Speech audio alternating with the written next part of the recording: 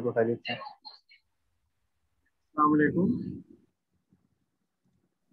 खैरियत से आप लोग? खैरियत से? मैं रिकॉर्डिंग ऑन करती हूँ। जी शहराज, आप जी जी सर, बिल्कुल। जी जी बिल्कुल सर, आपकी आवाज़ आ रही है। शहराज की आ रही है आवाज़? बिल्कुल सर, आपकी आवाज़ आ रही है। Thank you Munib. शहराज, आपको भी आवाज़ आ रही है? ओके। शहरोज, अस्सलाम वालेकुम। आ रही है? हाँ जी, बोलिए आ रही है। Okay, thank you very much. Okay, बिस्मिल्लाह रहमान रहीम। आज का जो सेशन है हम स्टार्ट कर देते हैं। और आज का सेशन हमने थोड़ा शार्ट ही रखेंगे, क्योंकि वालेकुम अस्सलाम, थोड़ा शार्ट रखेंगे ताकि क्योंकि ईद की छुट्टियों में हमने थोड़ा सा अ, इस कॉन्टेक्स्ट में कि शायद ज़्यादा स्टूडेंट्स जो हैं वो अटेंड नहीं कर पाएंगे। तो अभी हम जो लेक्चर स्लाइड्स 1 है उन्हीं को रिव्यू कर रहे हैं, जो कि चैप्टर 1 से लिंक्ड है। इसके हवाले से अगर कोई क्वेश्चन है, लास्ट सेशन में जो हम स्टडी कर रहे थे, तो पहले हम क्वेश्चन जानना चाह रहे हैं। अगर किसी के जहन में कोई सवाल है तो वो पूछ लें।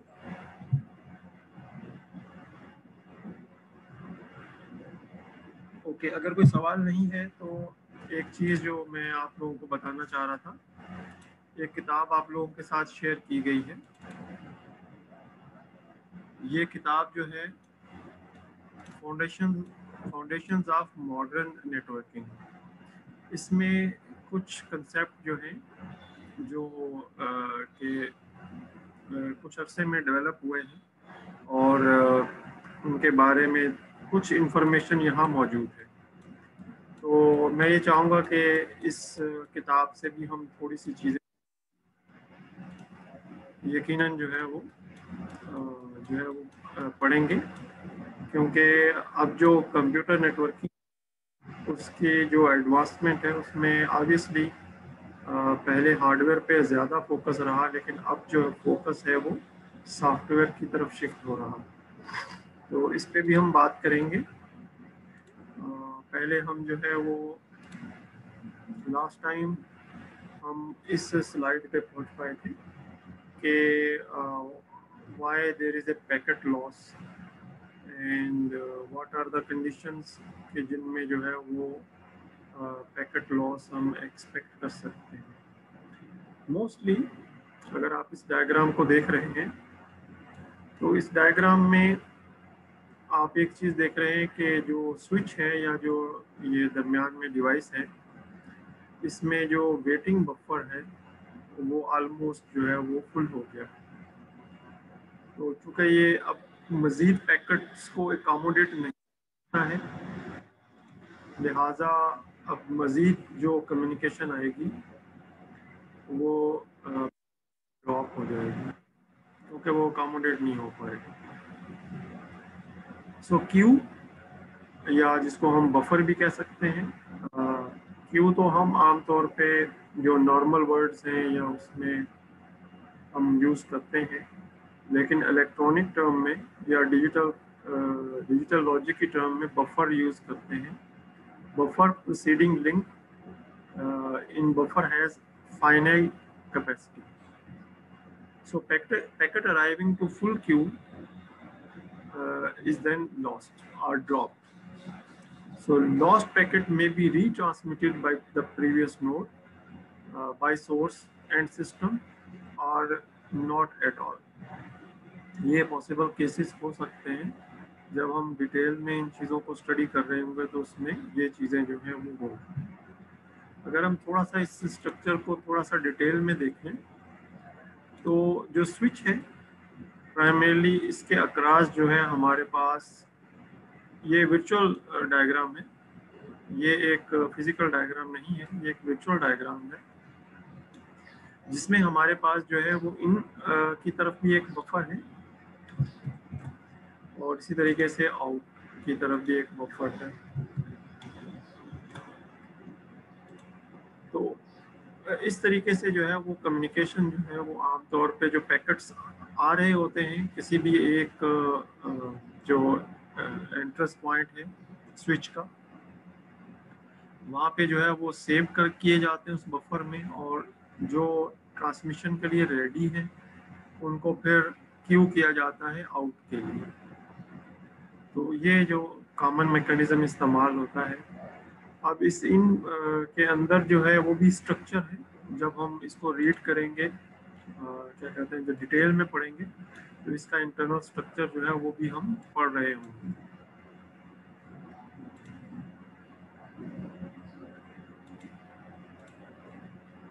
इसके बाद थ्रूपुट है। Throughput rate primarily it's a bits at any unit of time. So bits are transferred between sender and receiver. There are two type of measures, instantaneous and average. अगर हम ये सोचें कि हमारे पास सर्वर से क्लाइंट तक का लिंक जो है, उसमें एक लिंक जो है इसकी कैपेसिटी RS है, S stand for server, so RS bits पर सेकेंड, और देयर आर मल्टीपल जो है वो लिंक कैपेसिटी हो सकते हैं रास्ते में। So the link capacity for the client is RC bits पर सेकेंड। तो इसमें जो क्वेश्चन आता है वो ये है कि व्हाट इज द एक्चुअल या average link capacity, and what is the link capacity over a period of time. अगर यहाँ से एक बड़ी फाइल डाउनलोड कर रहे हैं तो जो कि इस पूरे लिंक को ऑक्यूपाई कर देगी, फिल कर देगी इस लिंक को, तो उस सूरत में जो है what is primarily the throughput over a period of time. तो इसमें दो तीन चीज़ें कंसिडरेशन हैं जो नेक्स्ट स्लाइड में आएंगी, कि अगर तो ये रेट सेम होगा थ्रू आउट, जो कि एक आइडियल कंडीशन है, ऐसा हो नहीं सकता, लेकिन अगर जो पाइप है, अगर पाइप जो है वो सेम कैपेसिटी का है, यानी जो RS है that is equal to RC,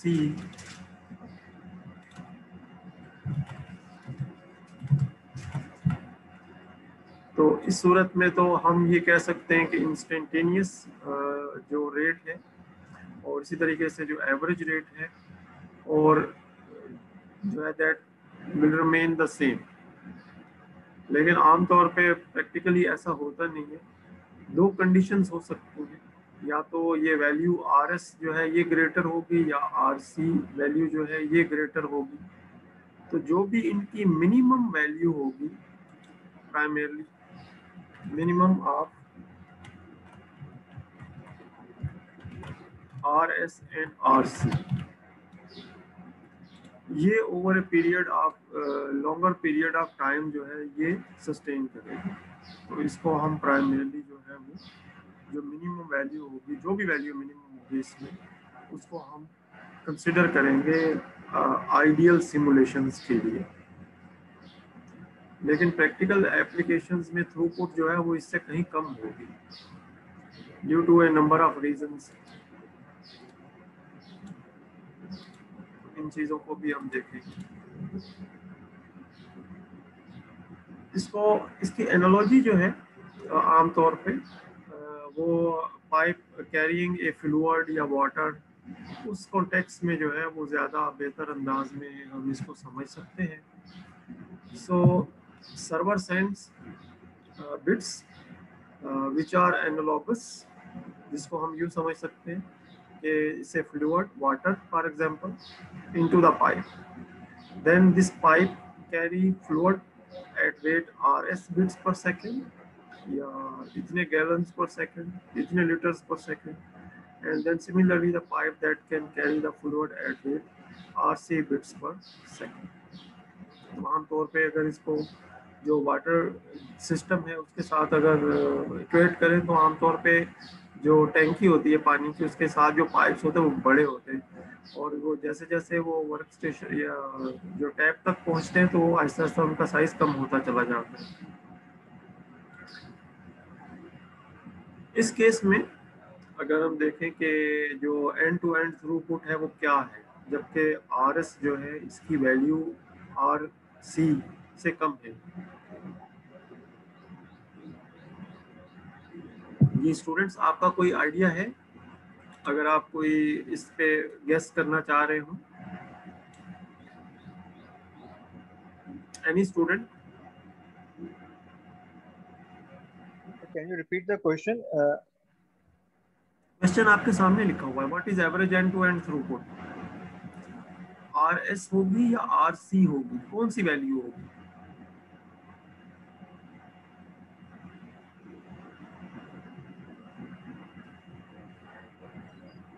sir मेरे ख्याल में मिनिमम ऑफ RS होगी। Minimum value, very good. Minimum value जो है वही होगी, या एक ऐसी वैल्यू जो इन इन दोनों में कम हो, उसको हम ले सकते हैं अगर हम इसका ओवरहेड जो है उसको भी इंक्लूड कर रहे हैं। अच्छा अच्छा आंसर आपने दिया, वेरी गुड। अब दूसरा सवाल भी इसी से लिंक्ड है, उसमें अगर आप देखें तो अब ये रिवर्स होगी सिचुएशन। अब इसमें जो है, जो अगर आप देखें तो RS इज नो ग्रेटर और RC जो है वो स्मॉलर है। तो अब हमारा आंसर जो है वो क्या होना चाहिए? Minimum of RC। Minimum, okay very good. ठीक है, मैं समझता हूँ कि बाकी स्टूडेंट भी इस चीज़ को समझ रहे होंगे। साथ में आंसर दिया है कि जो मिनिमम वैल्यू होगी हम उसको ले लेंगे। जी सर बिल्कुल। जी, बट इसी को अगर हम थोड़ा सा जो है वो मज़ीद एक्सप्लेन थोड़ा सा कर लें कि बॉटलनेक लिंक कौन सा होगा, जो स्मॉलर लिंक होगा। Link on end to end path that contains end to end throughput, तो बॉटलनेक लिंक कहलाएगा जो स्मॉलर वैल्यू होगा। अब इसको थोड़ा सा मज़ीद एक्सप्लेन किया गया है कि इंटरनेट के सिनेरियो में अगर हम बात करें, और अगर आप देखें कि एक जो शेयर्ड लिंक है, अगर लेट से 10 जो है वो क्लाइंट्स ने इसको शेयर किया हुआ है, तो हर क्लाइंट के हिस्से जो वैल्यू आएगी वो R/10 इस लिंक की, क्योंकि ये शेयर्ड लिंक है और 10 क्लाइंट जो है वो एक वक्त में अगर एक्टिव हैं, तो उस सूरत में इसकी जो कैपेसिटी हर एक होस्ट को मिलेगी वो R/10 होगी। तो इस सूरत में जो पर connection end to end throughput मिलेगी, उसके लिए अगर आप देखें तो मिनिमम वैल्यू होगी जो कि क्लाइंट सर्वर और इसी तरीके से जो मेन चैनल है उसका डिवीजन होगा कि जो एक्टिव कनेक्शन है उनके साथ। इस डायग्राम में एक चीज़ अज्यूम की गई है, वो ये कि जो सर्वर्स हैं उनके जो लिंक्स हैं वो एक जैसे ही कैपेसिटी के हैं, और जो क्लाइंट्स हैं उनके लिंक जो है वो एक जैसे ही कैपेसिटी के। तो ऐसी सूरत में, और यहाँ पे जो है वो 6 शो किए गए हैं, लेकिन टोटल जो है ये 10, यानी 4 और नोड्स भी हैं जो यहाँ पे शो नहीं की गई।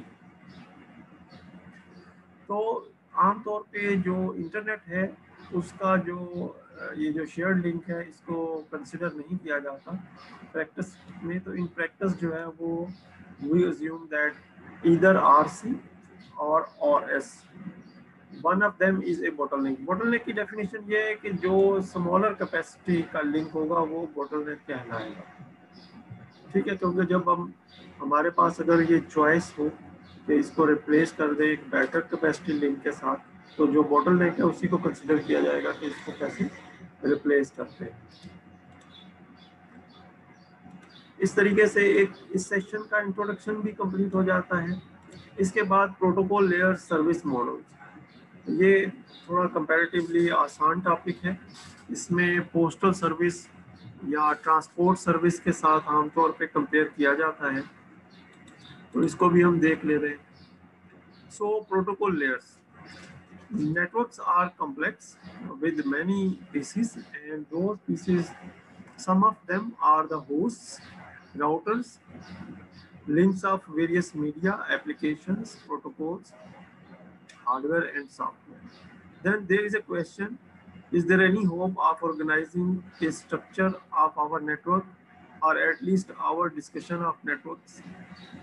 आमतौर पे इस तरह नहीं होता कि जैसे होस्ट जो है वो एक जो कम्युनिकेट करते हैं तो वो किसी स्ट्रक्चर या किसी ऑर्गेनाइजेशन प्रोसीजर को फॉलो किए बगैर कम्युनिकेशन हो रही हो। आमतौर पे कम्युनिकेशन जो है वो प्रोटोकॉल्स के थ्रू और लेयर्स के अंदर जो सॉफ्टवेयर इम्प्लीमेंटेड है जो उन प्रोटोकॉल्स को इम्प्लीमेंट करता है, और प्रोटोकॉल्स की जो आपस में बाइंडिंग है कि जो लोअर लेवल लेयर है वो अपर लेवल लेयर को सर्विस प्रोवाइड करती है थ्रू एंड पॉइंट्स।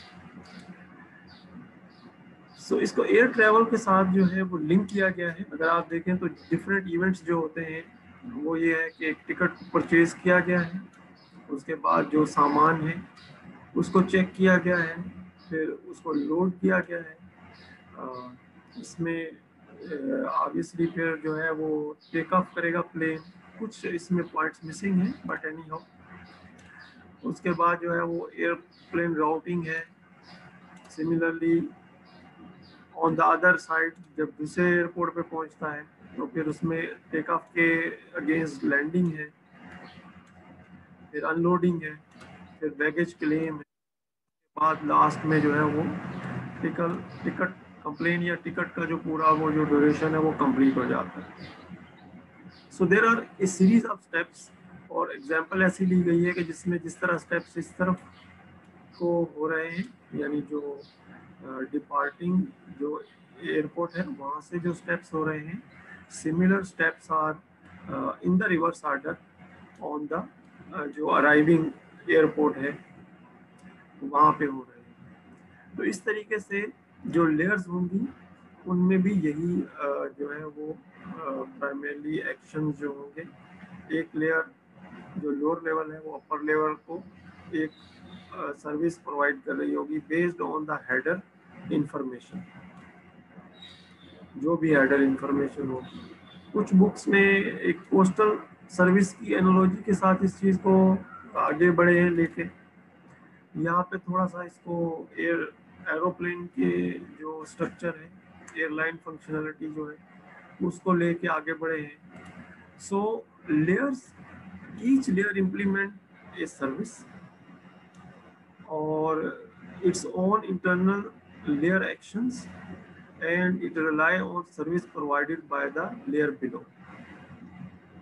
तो इस तरीके से इनके एक वर्चुअल कनेक्शन है। ये जो कनेक्शन है ये वर्चुअल है, अगरचे जो पैसेंजर्स हैं और जो सामान है वो फिजिकल प्लेन के थ्रू ही ट्रेवल कर रहा है, यानी उसका पाथ जो है वो इस तरीके से है।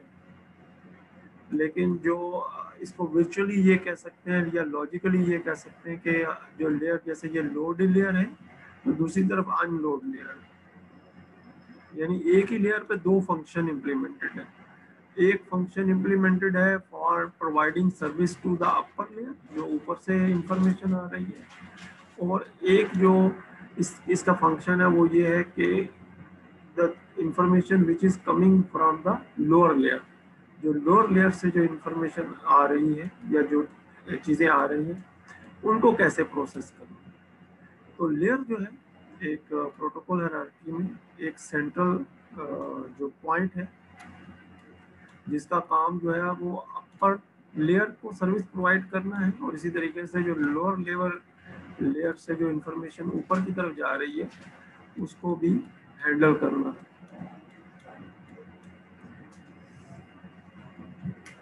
ये चीज़ें उम्मीद है कि हम ये चीज़ें चूँकि हम अंडर ग्रेड में मोस्टली जो है वो पढ़ के आ रहे होते हैं, नेटवर्क का आमतौर पे सब्जेक्ट होता है। कुछ डिसिप्लिन ऐसे हैं जिनमें ये नहीं होता, लेकिन आमतौर पे इलेक्ट्रिकल में जो फील्ड्स हैं उनमें सब में ये सब्जेक्ट होता है। So why there is a concept of layering? The concept of layering is to primarily break a bigger problem into or a complex situation into smaller pieces and then implement those smaller pieces to make a bigger solution. इसी का primarily जो है ये एक ये समझे कि implementation है। So layering structure deals with a complex system.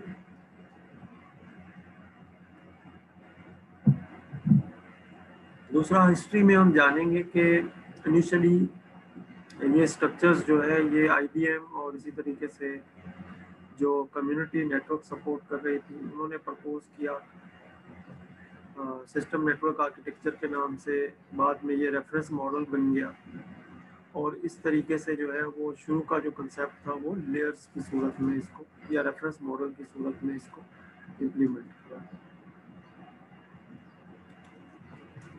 तो तो अगर हम इंटरनेट प्रोटोकॉल स्टैक या TCP/IP जो फेमस है उसमें किसी जगह 4 लेयर्स की बात करते हैं, किसी जगह पे 5 लेयर्स की बात करते हैं। तो इसको अगर हम देखें तो फिजिकल लेयर है हमारे पास, जिसके ऊपर हम सिग्नलिंग की बात करते हैं। इसके ऊपर जो है वो लिंक लेयर है, डेटा लिंक लेयर है, और जो हार्डवेयर एड्रेस जिसको हम मैक एड्रेस कहते हैं, इसके बाद IP या नेटवर्क लेयर है, राउटिंग की इंफॉर्मेशन है यहाँ पे। इसके बाद प्रोसेस लेयर है, जैसे डेटा प्रोसेस, जो कि प्रोसेस एक्चुअली जो कम्युनिकेट कर रहा होता है इंफॉर्मेशन। और उसके ऊपर जो इंटरफेस है, यूज़र इंटरफेस, जो एप्लीकेशन के तौर पे है। सो TCP/IP जो है उसके अंदर जो प्रोटोकॉल रेफरेंस मॉडल है, आमतौर पे 4 या 5 लेयर्स की बात करते हैं, और यहाँ पे 5 लेयर्स की हम बात कर रहे हैं। इसमें जो एप्लीकेशन लेयर पे प्रोटोकॉल्स हैं, अगर आप देखें तो ईमेल है, वेब है, और इसी तरीके से फाइल ट्रांसफ़र है। ये कुछ एग्जांपल्स दी हुई हैं। हम जानते हैं कि यहाँ पे DNS भी है, SSL भी है, और भी बहुत सारे प्रोटोकॉल जो है वो यहाँ पे, या जो एप्लीकेशंस है वो यहाँ पे मौजूद है। इसी तरीके से यहाँ इस ट्रांसपोर्ट लेयर पे 2 फेमस जो ट्रांसफ़र प्रोटोकॉल्स हैं उनकी बात हो रही है, जो कि एक कम्युनिकेशन एस्टेब्लिश यानी end to end transmission control है, और एक जो है वो डेटाग्राम प्रोटोकॉल है, यानी इससे मुराद ये कि एक जो है वो end to end communication establish करने के बाद कम्युनिकेट करता है, और दूसरा UDP जो है वो primarily without any connection establishment जो है वो वर्क करता है। तो इनके स्ट्रक्चर में भी फ़र्क है, इनकी एप्लीकेशन में भी फ़र्क है, और इसके बाद कुछ ऐसे प्रोटोकॉल्स हैं जो कि दोनों तरह की कम्युनिकेशन जो है उसमें टेक प्लेस हो सकती है। नेटवर्क आमतौर पे IP, जो TCP/IP प्रोटोकॉल सूट है उसके अंदर IP प्राइमरली जो प्रोटोकॉल है जो कि IP एड्रेसेस और राउटिंग प्रोटोकॉल्स जो हैं उनको डिफाइन करता है। फिर हमारे पास कुछ स्टैंडर्ड्स हैं जो लिंक लेयर को इम्प्लीमेंट करते हैं। इसमें 2 स्टैंडर्ड दिए हैं, एक वाईफाई का दिया है, 802.11 है, ये 111 नहीं है, ये शायद एक मिस टाइपिंग होगी, 802.11 है। और इसके बाद ये जो है point two point protocol PPP, जो टेलीफोन लाइन के थ्रू जो है उसकी एग्जांपल दी गई है। यहाँ नीचे भी हमारे पास कुछ अगर हम कम्युनिकेशन या टेलीकम्युनिकेशन सब्जेक्ट को एक्सप्लोर करेंगे तो वहाँ बहुत सारे हमें जो स्कीम्स हैं, सिग्नलिंग स्कीम्स, वो हमें मिलेंगी, जिनकी इम्प्लीमेंटेशन जो है वो फिजिकल लेयर पे।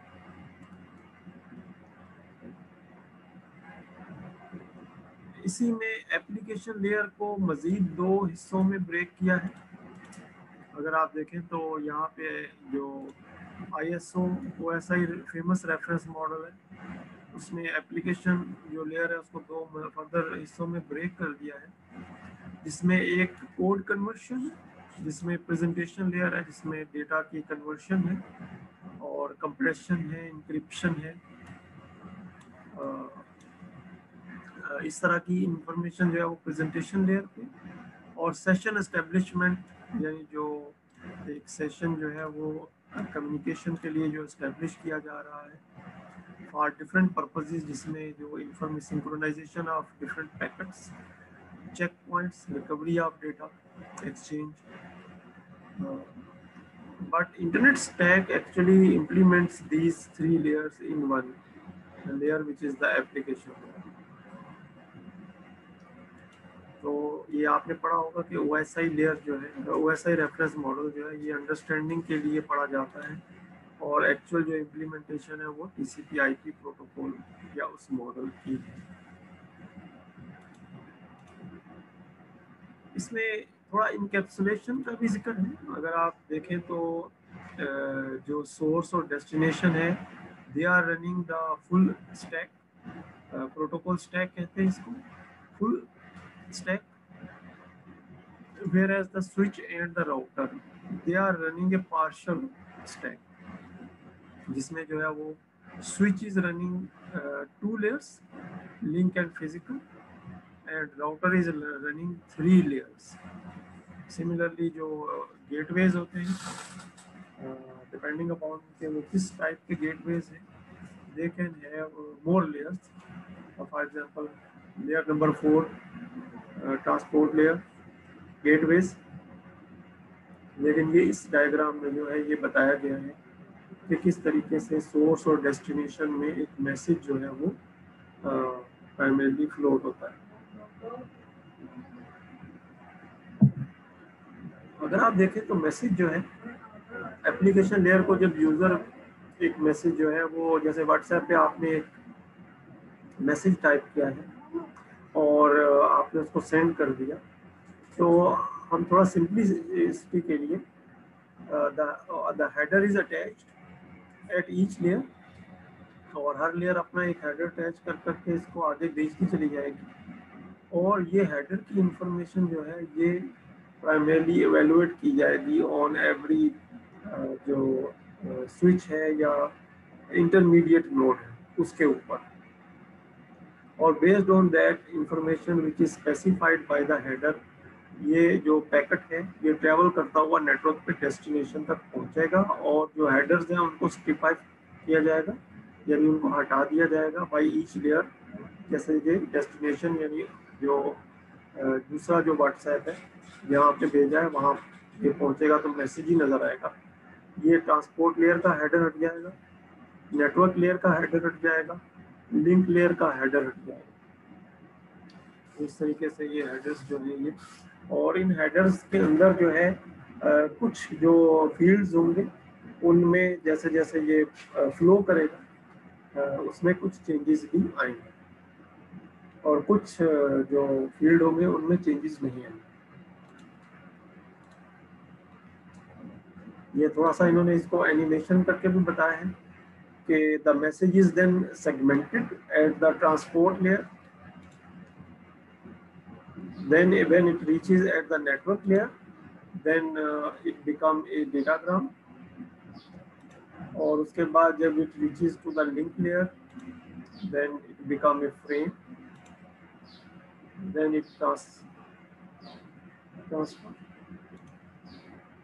और राउटर पे ऑब्वियसली इसको नेटवर्क लेयर पे जाके इसको एनालाइज करना है, और उसके बाद दोबारा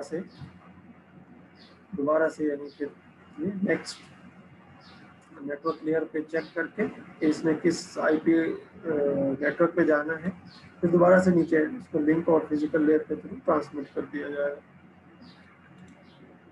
ओके, ये एक छोटा सा ओवरव्यू था प्रोटोकॉल्स का. अब सिक्योरिटी का थोड़ा सा ओवरव्यू है. Security चूँकि initially was not considered during the initial development of systems and initial development of communication, तो ये बाद में एड ऑन के तौर पे जो है सिक्योरिटी की जो सब रूटीन्स हैं, जो प्रोग्रामिंग है, प्रोग्राम्स हैं, उनको फिर आहिस्ता आहिस्ता सिस्टम के अंदर जो है वो इनकॉर्पोरेट किया गया. शुरू में तो काफ़ी सिक्योरिटी की वजह से प्रॉब्लम्स रहे, लेकिन बाद में फिर आहिस्ता आहिस्ता ये स्टेबल होने शुरू हो गए. So network security, how bad guys can attack computer networks. एक तो फिजिकल अटैक है, लोग एटीएम तोड़ देते हैं और इस तरीके से सिस्टम केबल्स काट देते हैं. इसी तरीके से कुछ जो है वो इंटरनल अटैक्स है जो सॉफ्टवेयर के थ्रू किए जाते हैं. तो मोस्टली जो है वो सॉफ्टवेयर के थ्रू जो अटैक किए जाते हैं उनको डिस्कस किया जाता है. How we can define the networks against attacks, how to design architectures that are immune to attacks, immune to non attacks, क्योंकि ये अटैक्स जो हैं ये तो over a period of time develop हो रहे हैं, और there is no 100% secure system in the market.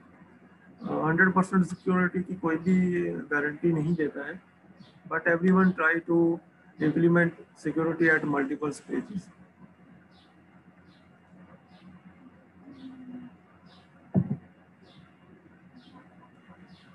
So the internet was not originally designed with the security in mind, but this later on, because of the expansion, because of the available services and required services, for example, business transactions, health information, security, military related information.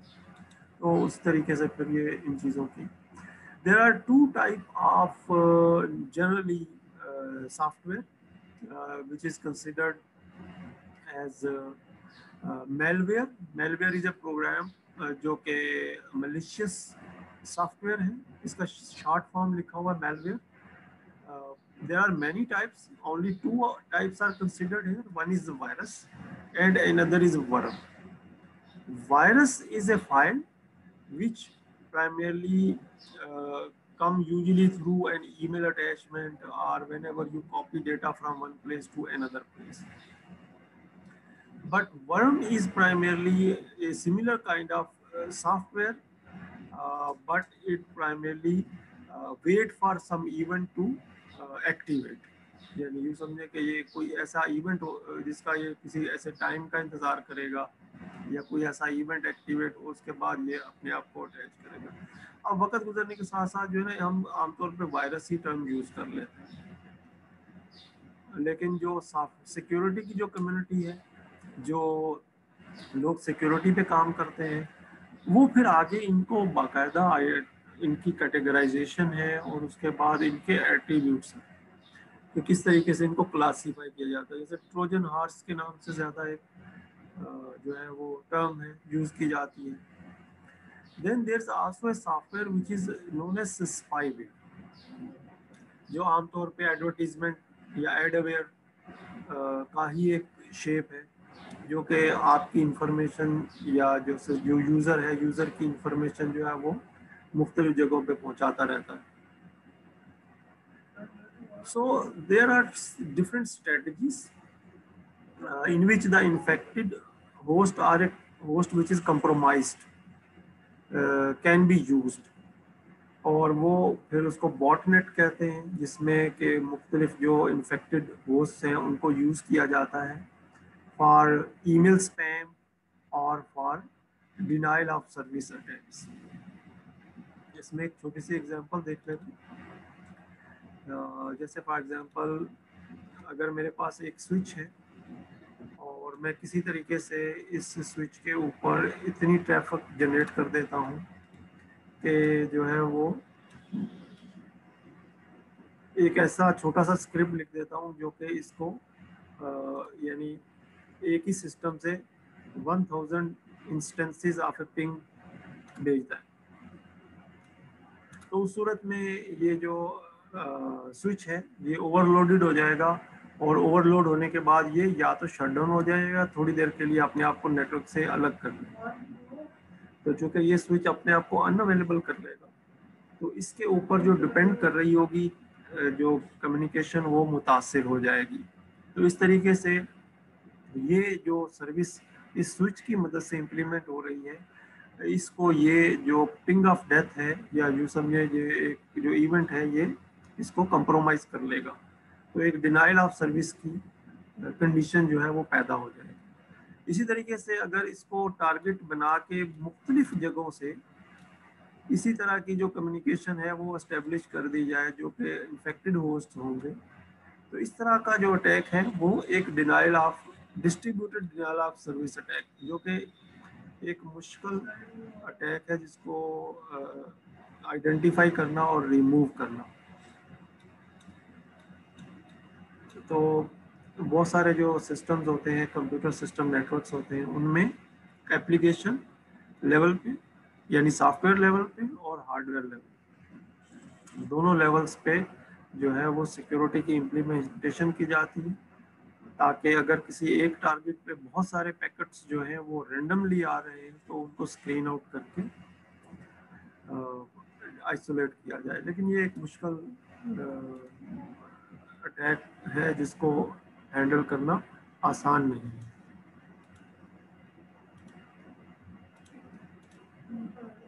ये थोड़ा इसको explain भी किया है कि एक target है और बहुत सारे जो है वो क्या कहते हैं ज़ोंबीज जो कंप्रोमाइज्ड सिस्टम्स हैं वो एक बॉटनेट बना लेते हैं और बॉटनेट बना के उस टारगेट को जो है वो कंप्रोमाइज करना शुरू कर देते हैं।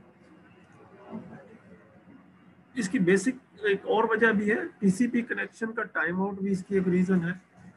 ये चीज़ें हमने जब सिक्योरिटी में हम पढ़ेंगे तो उसमें ये चीज़ें थोड़ी सी और वाज़ेह हो जाएंगी। एक्चुअली हर एरिया जो है वो बजाते खुद अपनी जगह पे एक कंप्लीट डिसिप्लिन है और हर चीज़ को इंट्रोडक्टरी लेवल पे कवर करना आसान नहीं है। Some packet sniffers can also be used, कुछ फ्री में भी अवेलेबल है, वायरशार्क के नाम से है, इथररियल के नाम से हम यूज़ करते थे और रेटिना स्कैन और बहुत सारे हैं जो कि ट्रैफिक को गैदर करके और उसका एनालिसिस करने के लिए, और एनालिसिस करने के बाद ऑब्वियसली कोई यूज़फुल इंफॉर्मेशन मिल जाने के बाद उसका यूज़ भी किया जा सकता है। इसके बाद IP spoofing in which primarily a host using another host address and sending information to the network, यानी प्रोब कर रहा है किसी तरीके से कि कोई ऐसी इंफॉर्मेशन मिल जाए जिससे वो सिस्टम को कंप्रोमाइज कर सके। अब लास्ट में हिस्टोरिकल रिव्यू है। अगर हम हिस्टोरिकल रिव्यू में देखें तो जो एक्चुअल स्टोरी है ये तो 1961 से स्टार्ट होती है और इसमें कुछ जो है वो प्राइमरली माइलस्टोन्स भी आते हैं, लेकिन मेन जो पर्पस है वो ये है कि आर्मी या यूँ समझे कि मिलिट्री जो है वो उसकी वजह से जो है वो ये प्रोजेक्ट जो है ये वजूद में आए, या फाइनेंसर चाहिए होता है, तो जो है वो फाइनेंसर जो है उसने ये एस्टेब्लिश किया। एस्टेब्लिश करने के बाद ऑब्वियसली उन्होंने फिर इसको कमर्शलाइज किया और कमर्शलाइज जो है वो ये फ़ौरन नहीं हो गया। आप देखें इसको जो कमर्शलाइजेशन है इसकी वो कहीं जाके 90s में हुई है, इससे पहले ये डेवलप ही हो रहा है। 60s से ये डेवलप होना शुरू हुआ, 70, 80 और 90s में जाके ये फिर कमर्शलाइजेशन में शुरू हुआ। तो पाकिस्तान में जो है वो हम जानते हैं कि 95 यानी मिड 90s में जो है वो इंटरनेट की जो प्रेजेंस है वो, और उसके बाद जो है ऑब्वियसली ये एक ऐसा एरिया है जिसमें जो है वो कोई किसी से पीछे नहीं है, कोई क्लेम नहीं कर सकता कि जो है वो कौन सा कंट्री आगे है। और इसके बाद चीज़ें जो है वो चेंज होती जा रही हैं। लोग पहले ऑर्गेनाइजेशन ने अपने पास बड़े बड़े जो है वो कंप्यूटर रूम बनाए, डेटा सेंटर बनाए, फिर आहिस्ता आहिस्ता वो उसका कुछ हिस्सा क्लाउड पे उन्होंने शिफ्ट किया और फिर ज़रूरी जो डेटा, क्योंकि इसको सपोर्ट करना भी एक प्रॉब्लम है, 4 से 5 साल का इसका लाइफ साइकिल होता है हर मशीन का, उसके बाद उसको रिप्लेस करना, फिर कुछ अरसे में जो है वो वायर्स को भी मेंटेन रखना पड़ता है, रिप्लेस करना पड़ता है, लिंक्स को अपग्रेड करना पड़ता है। तो इसके लिए जो है वो बेहतर टेक्नोलॉजी और थोड़ा लो कॉस्ट सॉल्यूशंस अवेलेबल होने शुरू हो गए। इस तरीके से जो है वो कुछ अच्छे मार्केट में जैसे गूगल है, माइक्रोसॉफ्ट है, अमेजोन है, कुछ ऐसे भी प्लेयर्स जो हैं वो आगे जो कि सपोर्ट कर रहे हैं। तो इंट्रोडक्शन में ये आखिरी स्लाइड है, बहुत सारी चीज़ें कवर हुई, बहुत सारी चीज़ें जो है वो आमतौर पे जो है वो चैप्टर 1 में इसने डाली है, तो रोस्ट ने यहाँ ये कंप्लीट हो गया है। आप लोगों का कोई सवाल है तो आप पूछिए, आप ग्रुप में भी पोस्ट कर सकते हैं। आज का सेशन यहीं तक रखेंगे, फिर नेक्स्ट वीक में इंशाल्लाह संडे के दिन मुलाकात करेंगे।